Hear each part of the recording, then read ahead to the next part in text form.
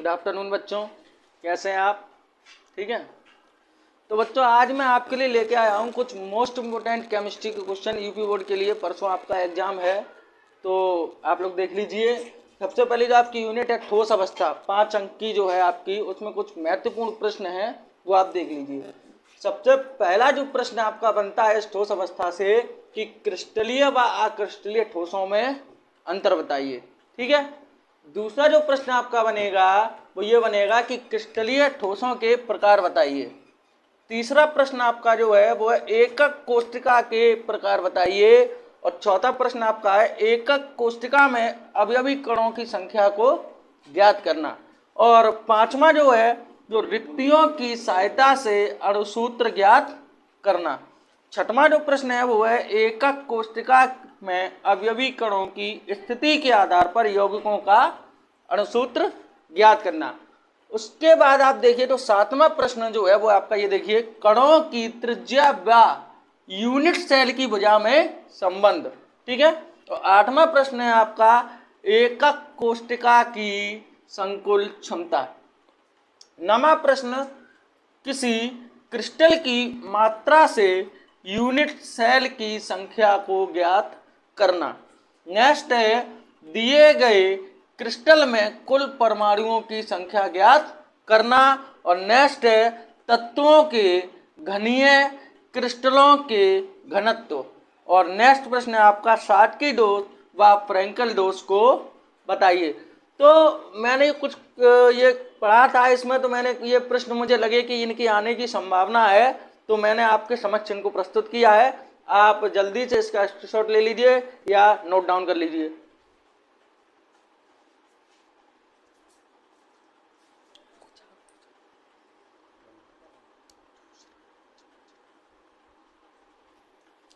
ठीक है बेटा, नोट डाउन हो गया।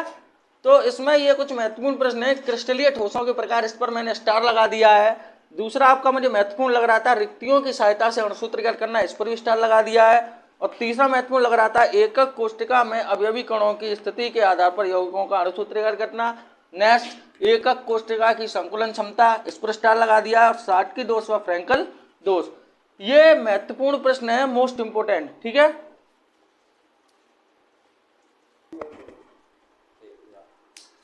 ठीक है बच्चों, नेक्स्ट हम देखते हैं यूनिट सेकंड। यूनिट सेकंड में कुछ महत्वपूर्ण प्रश्न है। सबसे पहला जो प्रश्न बनता है वो आपका ये है हेनरी का नियम। इसमें आपकी थ्योरी भी आ सकती है और न्यूमेरिकल भी आ सकता है।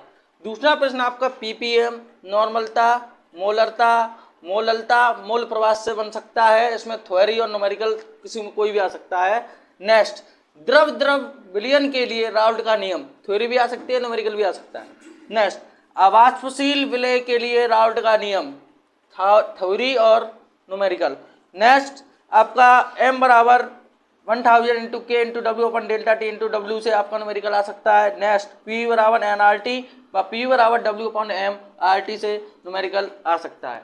नेक्स्ट आपकी यूनिट थर्ड जो बनती है वो ये विद्युत रसायन, ये आपकी 5 अंक की है। इसमें चालकता आ सकती है, विशिष्ट चालकता, तुल्यांकी चालकता, मोलर चालकता, इससे आपका थ्योरी भी आ सकती है और न्यूमेरिकल भी आ सकता है। नेक्स्ट कोलराउस का नियम, मोस्ट इंपोर्टेंट, थ्योरी और न्यूमेरिकल। नेक्स्ट इलेक्ट्रोड विभव, मानक इलेक्ट्रोड विभव, मानक हाइड्रोजन इलेक्ट्रोड। नेक्स्ट सेल के ईएमएफ पर आंकिक प्रश्न आ सकते हैं, न्यूमेरिकल। ठीक है। नेक्स्ट विद्युत रासायनिक श्रेणी, ये बहुत ही इंपोर्टेंट है, विद्युत रासायनिक श्रेणी। नेक्स्ट छठवां प्रश्न बनेगा वो है नर्स समीकरण, ये मोस्ट इंपोर्टेंट क्वेश्चन थे, मैंने इस पर स्टार लगा दिया है। आप लोग जल्दी इसका स्क्रीनशॉट ले लीजिए या नोट डाउन कर लीजिए।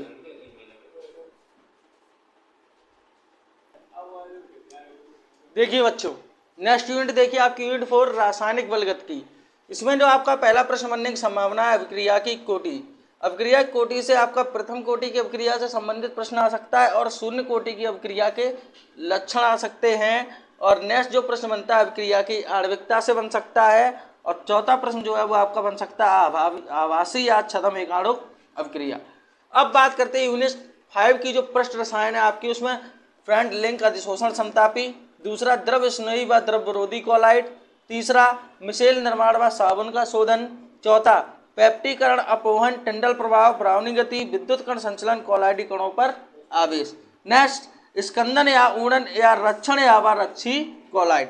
नेक्स्ट, हार्डी सुल्ले का नियम मोस्ट इंपोर्टेंट, ये फ्रैंकलिन अधिशोषण समतापी मोस्ट इंपोर्टेंट, मिसेल का निर्माण ये आ सकता है। और सातवां जो प्रश्न बनेगा स्कंदन मान व स्वर्ण संख्या। अब बात करते हैं यूनिट 7 की पी ब्लॉक के तत्व, इसमें अमोनिया बनाने की एवर विधि मोस्ट इंपोर्टेंट। नेक्स्ट, HNO3 की ओस्टवाल्ड विधि ये आ सकती है।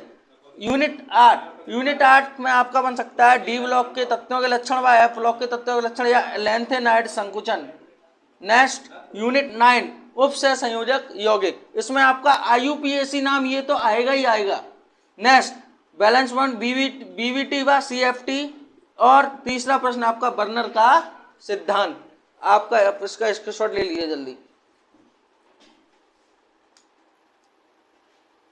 देखिए बच्चों, नेक्स्ट यूनिट आप देखिए अपनी यूनिट 10 हेलो एल्केन्स व हेलो एरिन, इससे संबंधित प्रश्न देख लीजिए C2H5Br और C6H5Cl। दूसरा SN1 व SN2 रिएक्शन इसमें। तीसरा इलेक्ट्रॉन स्नेही विस्थापन। चौथा प्रश्न बुश्ड अपक्रिया, फीडिंग अपक्रिया, डायजन अपक्रिया, हुंसडीकर अपक्रिया, एलोफॉर्म अपक्रिया व सैंडमेयर अपक्रिया। ये मोस्ट इंपोर्टेंट है, आप इसको पढ़ लीजिए। अब यूनिट 11 देखिए एल्कोहल, फिनॉल व ईथर, इसमें देखिए C2H5O, C6H5OH, C2H5O, C2H5। RaOH का UPSC नाम इंपोर्टेंट, विलियमसन संश्लेषण, राइमर टीमैन अपक्रिया व कॉलवे श्मिट अपक्रिया, ये इंपोर्टेंट है। नेक्स्ट यूनिट आपकी unit 12 aldehyde, ketone, carboxylic acid, इससे प्रश्न SCHO, CH3CHO, CH3CO, CH3। दूसरा प्रश्न SCOH, CH3COH। तीसरा प्रश्न आपका बन सकता है एल्ड्रोल संघनन, कैंजारो अपक्रिया, most important. SVZ अपक्रिया, क्लीमेंसन अपचयन, most important. V कार्बोक्सिलीकरण और एसिटीकरण, ये प्रश्न आपका इंपोर्टेंट है। नेक्स्ट देखिए यूनिट नंबर 13 नाइट्रोजन कार्बनिक यौगिक, इससे दो प्रश्न बन सकते हैं C2H5NH2 से संबंधित और C6H5NH2 से संबंधित। और दूसरा प्रश्न बन सकता है कार्बेल एमीन अपक्रिया व हाफ मैन ब्रोमेमाइड अपक्रिया, ये मोस्ट इंपोर्टेंट है। नेक्स्ट यूनिट 14 देखिए जैव अणु, ग्लूकोज फ्रैक्टोज की संरचना आ सकती है, गुण आ सकता है, परीक्षण लिखा। दूसरा हार्मोन से आप प्रोटीन से संबंधित आ सकता है। तीसरा एमिनो एसिड व ज्यूटर आयन। चौथा संविभव बिंदु। पांचवा प्रोटीन का विकृतीकरण और छठवां पेप्टाइड बंध और सातवां आपका पेप्टाइड। इसमें ये हार्मोन्स वाला और ये ग्लूकोज और एमिनो एसिड और प्रोटीन का विकृति और ये पेप्टाइड, ये प्रश्न आपके इंपोर्टेंट हो सकते हैं। आप इसका स्क्रीनशॉट ले लीजिए और नोट डाउन कर लीजिए। बस आप जो मैंने प्रश्न बताए आप इन प्रश्नों को अच्छी तरीके से पढ़ लीजिए, एक बार रिवाइज कर लीजिए और आपके जो अनसॉल्व्ड पेपर हो अनसॉल्व्ड पेपर को लगा लीजिए और आपके पास जो भी आपकी क्वेश्चन बैंक है उससे आप मोस्ट इंपोर्टेंट पेपर दिए गए होंगे उसमें पीछे आपको जो आपके प्रीवियस ईयर के पेपर है आप उनको लगा लीजिए।